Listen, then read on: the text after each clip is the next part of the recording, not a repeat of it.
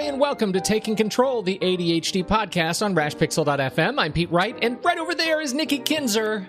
Hello, everyone. Hello, Pete Wright. How are you, Nikki Kinzer? I'm doing great. You feeling good? You feeling strong? I feel organized. I think that is good. It's because you're doing all these webinars and your guests on ADD Crusher, and now we're on the Evernote blog. Oh, I know.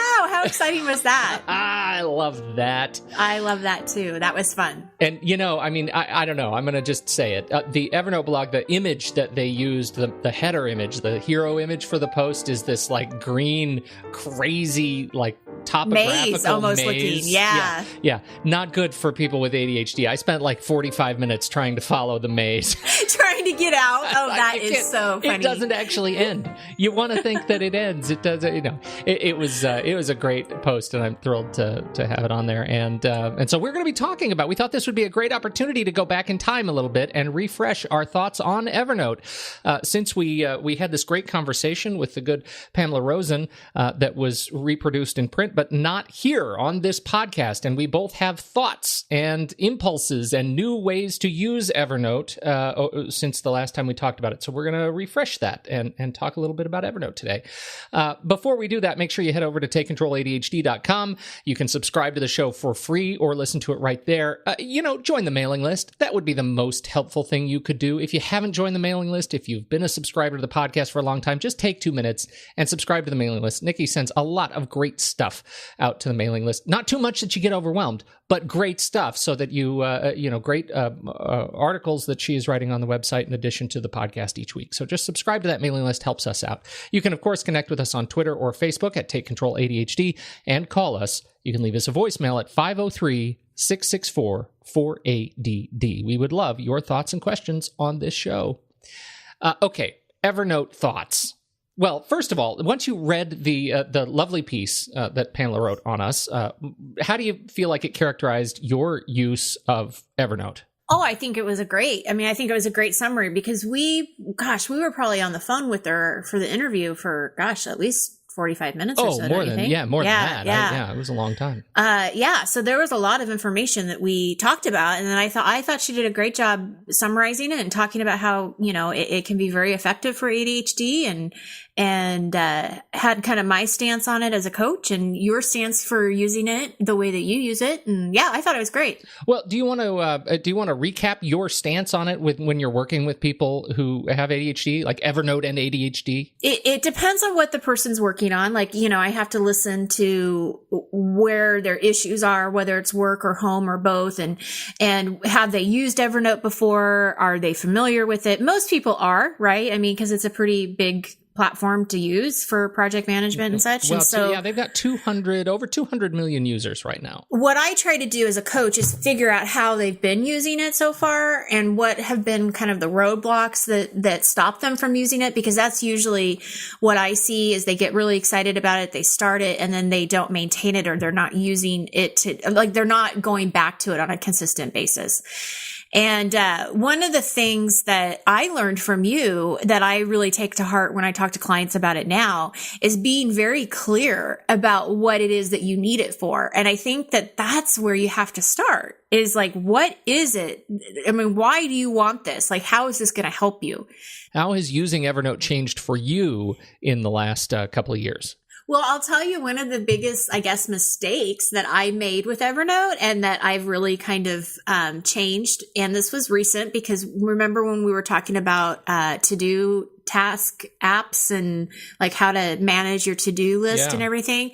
Well, prior to that, I was using Evernote as my to-do list. And I had sort of like a daily to-do list that I would look at and a weekly. And I had like projects I was working on, and I found that it wasn't as effective with Evernote. And when I went to Todoist app, that was a much better way for me to manage my actual daily tasks and reoccurring tasks. So I actually stopped using Evernote for those things, started using Todoist.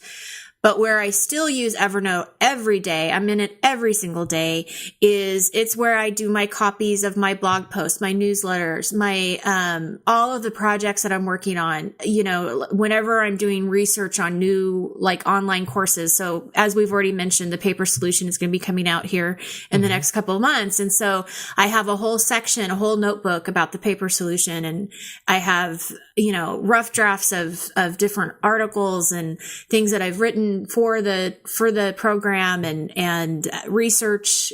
I mean, it's all over the gamut. So I'm using all of that to manage that project. I have personal notebooks that I use for my personal stuff. I mean, it's like a storage area right. in a lot of ways. But it's just really easy for me to look and see what I have to do. And where I'm at. And, you know, that's how I use it. What about you? Well, you know, for me, I think that is the biggest thing that has changed for me is the places where I'm not using Evernote as much anymore. And there are a couple of pain points in Evernote that have not gotten better. They've always been pain points and they haven't changed. And so I've abandoned Evernote for those features, but I've really doubled down in other areas in the places where Evernote really excels. And for me, it's kind of a metaphor of the company. You know, for a long time, for a number of years, Evernote was getting so broad in the way that they were approaching the market. And like, you know, I think work chat is one of the great symbols of this sort of broadness. You know, trying to bring chat into Evernote was just awful. But you know what? That's how I communicate with my editor. Talk more about that. She edits my blog posts and she edits my newsletter content, right? Mm-hmm. And so when I write those, I put it into a shared folder. So then she sees it. And then she comes back and she actually, in the work chat, she attaches the edits and says, you know, here you go. And then if there's anything that she wants me to be aware of, she'll put that in there. So that's how we actually communicate, is through the work chat in Evernote. You are an anomaly. Really? Yes. Work chat is, I think I can say without qualification, one of the most reviled features that has come out for Evernote. It is because it's really cumbersome. It's extreme. When I work with people to try and teach them how to use it, it is abandoned so fast because it's so confusing for the majority of people I work with to try to figure out what do people see when they see this? Am I attaching this to a specific node, or is it some other place in the app? It has been a disaster to try to talk to sort of normal everyday users about how work chat works. And I'm talking about normal everyday users in a business context. So, you know, I'm working with a client that has a business subscription to Evernote. So all their employees have it, and they hate work chat. They can't make sense of it. So I would say for all of your success, funny. Like I've got 10 more stories of people who absolutely hate work chat. And it serves as an example of sort of the, I don't know, it feels like Evernote's ego, right? We're going to help you bring all of your communication about your work inside our app. You know, come inside the gate and we'll close it behind you and it'll be great. And when it's not great, when people can't make sense of it, it becomes a point of distraction. And so it's been really hard to get. So I don't use any of that stuff myself. I do still organize around notebooks and tags. Again, tags for me are very useful as thinking about them in terms of index at the back of a book, where notebooks are the table of contents in the front of the book for organizing. And so that makes it pretty easy for me. But I'm with you for jumping into Evernote. And this was one of the major points we made in the article, understanding the focus, understanding the thing you want to accomplish first is how you enter Evernote, right? What is the thing that you want to solve in your life, the process you want to solve? Begin there, build a solution inside of Evernote for how you store the knowledge related to this thing, and then it will grow from there. But don't try to put your entire life and all your paper and all your bills, everything in Evernote all at once. It gets overwhelming pretty quickly. You really have to take it one step at a time. So that I think is one of the major points we covered in that article. And now, you know, to the central question, when we think about how Evernote's changed since last time we talked about it, I led with a pain point, And there's one more pain point that's killer, and it's related to work chat. It's collaboration. And collaboration in Evernote is still really hard. And part of why it's hard is because it's going up against Google Docs, which has been such a staple of real-time collaboration that just doesn't break. Now, they may change features on the fly, and you may not know where things are from one day to the next when major feature releases come out. But generally, it is, when it counts, it's really stable. And that's, in fact, we used to do all of our show planning for this podcast inside of Evernote in a shared notebook where we would share our notes and everything would sync between us. But it got to the point where in real time, when we wanted to keep our notes while we were recording, you can't do that in Evernote because a note gets locked, when one person is actively editing it, and in Google Docs that doesn't happen. So we moved all of anything that requires real-time collaboration and not asynchronous collaboration. So synchronous versus asynchronous has moved to Google Docs, and everything else that is sort of indexable archive content that requires just kind of sharing, but not synchronous work, that is still lives in Evernote. Is that a fair way to characterize it? Which is really frustrating because I love Evernote so much for that kind of stuff, but they haven't nailed real time. And to be a viable, team collaboration work tool, they've got to nail real time across platforms. They've just got to, and it's just not there. Even Apple, which has been so slow to get real time collaboration around their own Office suite, is in beta of making Pages and Numbers and Keynote collaboration working. And when it's just one or two people or two or three people on a given share, it works really well. You throw 30 people at it, it breaks, but it actually works. And that Evernote has been doing this for 8 years and hasn't figured out, real time. It's kind of heartbreaking. But I will say one of the things I adore, if you have updated to iOS 10, you're an iOS user, iOS 10 Messages has an app store. And so the apps that you have on your phone or your iPad, you can install apps within Messages. And one of the apps, most of the apps that are getting sort of notoriety are stickers. So you can put stickers and things in your chats and little animations and things like that. And it's fun and cute, whatever. But the real benefit is in these Messages apps like Evernote. They were one of the first out of the gate. So when you're in the middle of a chat and I'm chatting along with you and I think, I want to share this note with you, I can tap on the app icon for Evernote and search my app library, my Evernote note library, and tap on a note, and it shares right to you. That has been a great, and it's one of those little tiny additions that are enabled by the OS that Evernote has really done a good job at. I use it every day to share a note with somebody, whether it's students or my wife or clients or partners, whatever. I use the Evernote app every single day. I didn't know that. Yeah, it's very cool. You've updated, right? You're on the latest OS? Yeah, well, I should be because I have the latest iPhone. Oh, yes, you do. So yeah, I have to do some transferring this weekend, but yeah, we finally got it up and running this week. So. Oh, good for you. Good for you. Well, it is really fun. And so we'll have to maybe we can include that in a little screen share at some point in the future. We'll add that to the show notes here, but how to use Evernote in Messages app. It's a very cool little feature. And one of my other favorite apps is ScanBot, which also has an app. So you can be in the middle of a Messages chat and tap on ScanBot and your camera scanner shows right up. So if you're standing there, this happens to me all the time. My wife calls me and she says, "Oh my God, I left the house and I forgot this one piece of paper that I absolutely need today. Can you take a picture of it?" Well, now I'm in Messages. She's just sent me a text. I tap on ScanBot. The camera opens up. I hold it over the paper. It scans it, OCRs it, and I hit send without having to open a separate app, without having to go through any of that sharing nonsense. It's just right there. It's one of those little conveniences that adds a lot to my life. That's cool. Yeah, it's very cool.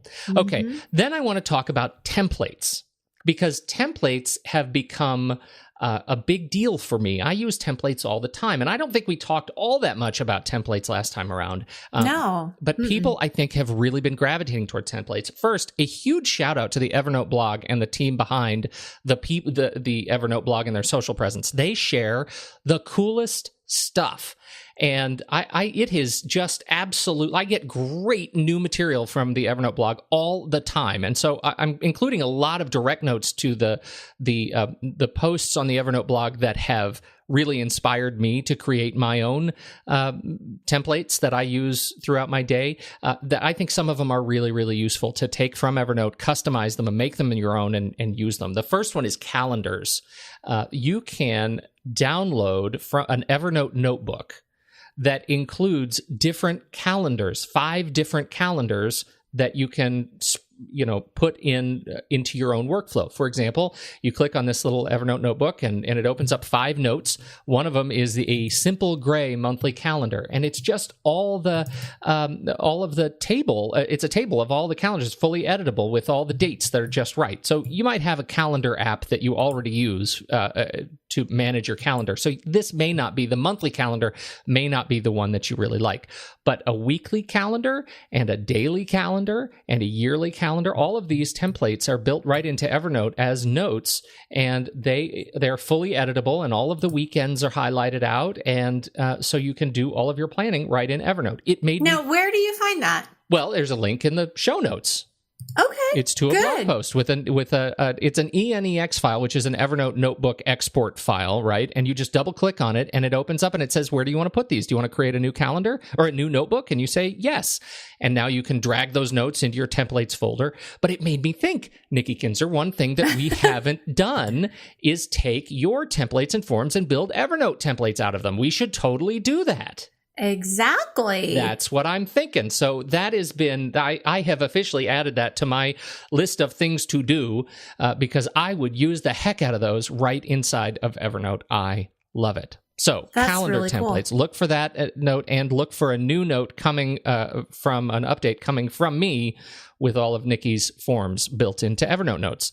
The next one is school notes. Now, this one I liked because I find it inspirational more than anything else. And this came as a post, their online Evernote, they ran a contest, like Best of the Year contest or something, and ended up posting a link with 5 tips from a college student who was demonstrating how he uses Evernote every day. And he shared his school note template, and it's really lovely.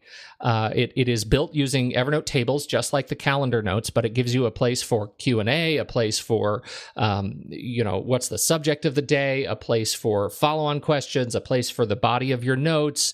It is a lovely, it's a template you can add to your own Evernote notebook, and then every time you go into a new class, you just hit duplicate note and title it for whatever you want it to be, add the tag for the class, and you're good to go. You have a notebook for your school notes. My kids, their school district is all in on Cornell Notes, and so to this I found really inspirational. The Cornell Notes system, it just has a section at the top for, what the subject is. It has cues on the left side, note-taking on the right side, and at the end of each class, you go down into this summary and write a space at the bottom, in the space at the bottom of the note, to summarize the notes that you took in that session. And you're supposed to go, there's this whole routine around it where you go back into your notes at the end of 24 hours, at the end of a week, to review them and to write new cues and questions and things. It's a whole system that works really well, and both in the middle school and high school, they've gone so all in that there's a Cornell Notes review each week, and they're just really bullish on Cornell Notes. It seems to be working quite well. And so they ended up building an enterprising Evernote user built a Cornell Note template, which you can take and save to your Evernote. It includes all the cues, record, questions, recite, reflect, review. It includes all of the topics that you need to use to build your own template. You can customize it to make it your own, and then duplicate it every time you need it to create a new notes page. It really is a fantastic way to organize notes around school. Now, of course, this goes straight into meeting notes, right? I mean, this is one of the things that makes it so inspirational, that once you are good at taking your Cornell notes and you have these templates, you can convert it very easily into a meeting note a process where you can have it create a dossier, for example, of important people. Maybe it includes a photo of a person at the top, and it includes all the major events that you attend with this person, and it includes their birthday and, their favorite flowers, their favorite meals, so that you know where to take them if they're your clients and you're traveling with them. Those kinds of things make for a great, Evernote makes for a great solution for those things. Any meeting you sit down and you want to say, here's a meeting objective, here's, major topics covered, here's our agenda, place for written notes down below, audio notes, add audio attachments to your notes. I'm using these things all the time, and I really love it.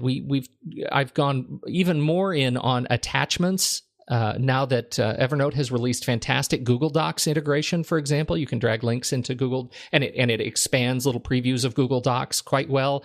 But even beyond Google Docs, having Word and Excel and Pages, all these doc formats in Evernote notes, organized in meeting notes templates, gives me a great place to have one view on a specific event, and all the resources that go with that event are attached to it. I get this question all the time, though, about using a solution like, Dropbox, or, what about the Finder or Explorer on my computer? What about that? I can just drag all my documents into a folder for that event, and then I have it.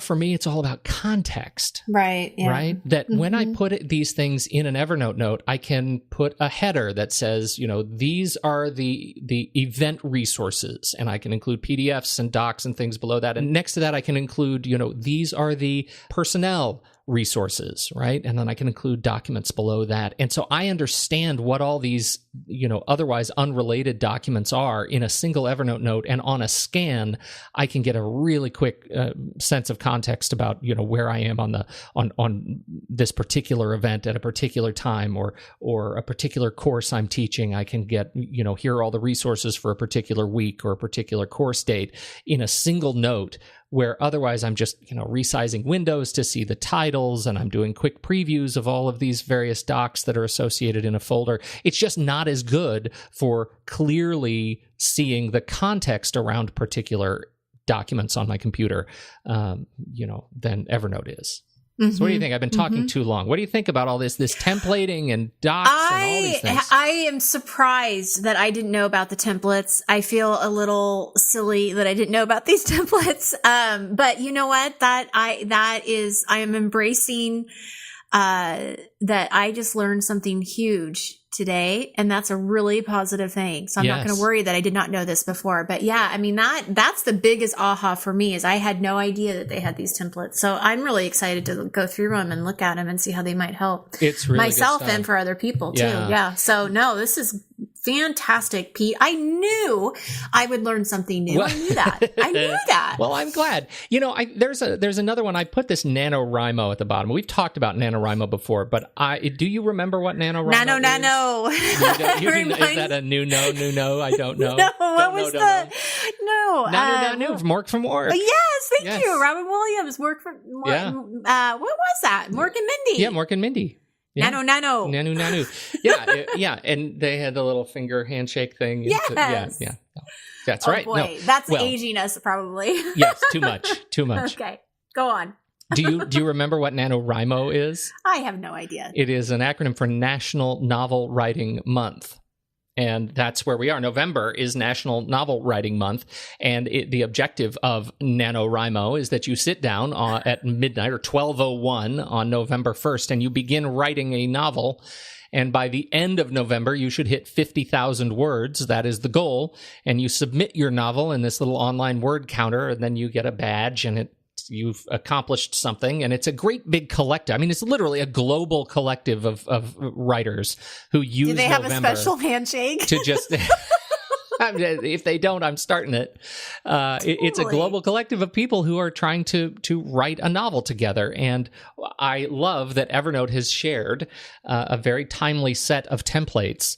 Story premise, world building basics, character profiles, 3-act story plotting, story beats, awesome. all these different templates that will walk you through how to create dramatic structure and build characters and world.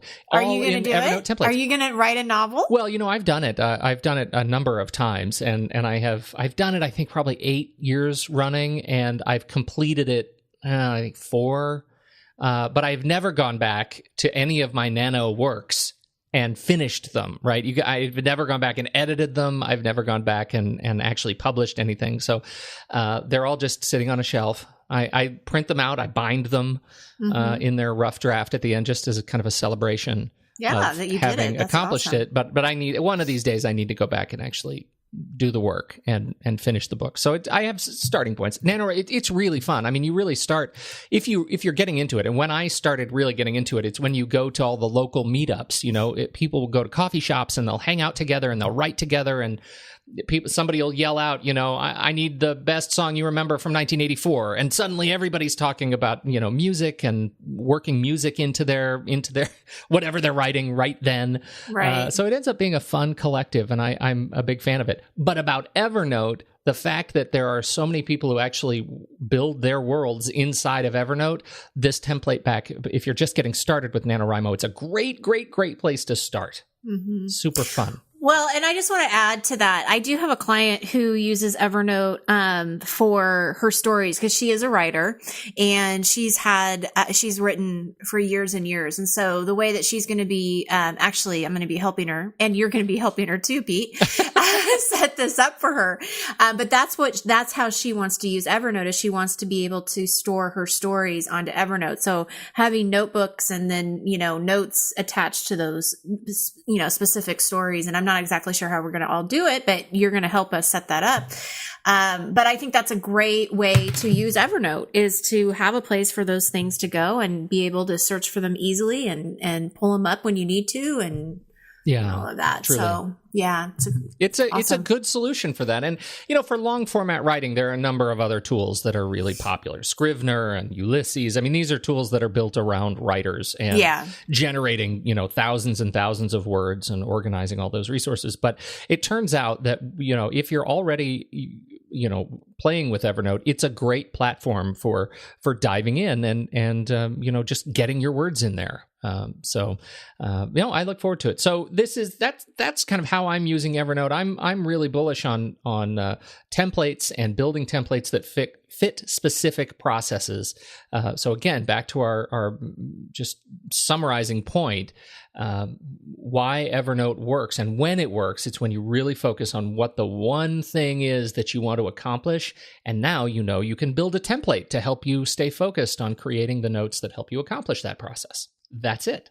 Mm-hmm. All right. I do have one bit of follow-up that's unrelated to Evernote. Mm-hmm. It seems so strange that we would have anything unrelated to Evernote in an Evernote show, but I'm very excited about, we got some feedback. We did a show on impulsivity some time ago. I'll put a link to that in the show notes as well. We got an email from a friend of the show and listener who works at a very large company and was struggling a little bit because administratively, this listener was told that he was sending too many emails to too many people that were outside of the division, and it was becoming a frustrating thing for his boss. Who was getting notes from other people saying, hey, you gotta, what's this person doing writing the president of the company, that kind of a thing. But it was an impulse issue, and this was a fantastic opportunity to talk about impulsivity. Well, we got an email back because one of our recommendations was you got to talk to the support people at the organization, right? You've got to go talk to the people who are designated to support you and your ADHD, because we were kind of talking about the accommodations and then finding out what what they are, what the possibilities are. And then we are also kind of adding on to, now that you know what they are, or you know what the guidelines are, it's kind of your responsibility to make sure you try to do your best to follow through with them as well. Right. And so he did. He went to talk to the HR folks, and they were incredibly accommodating, and not only help him kind of work through some of the initial kind of practical implications of this, but gave him a tip on filtering email so that all the email goes to, in this case, it sounds like he's got all of his emails sent to go to the trash, with the exception of just things that are filtered by keyword. It's a little bit unclear because the message that he sent was sent using voice dictation I'm thinking in a noisy room, because I'm missing a bit on understanding exactly what the process is. But it sounds like because he's filtering on keywords, he's able to prioritize the things that are actually important that he's going to need to be involved in, versus the things that just get his impulsivity or the impulsive brain ticking. Things that just inspire him to shoot off an email as quickly as he possibly can.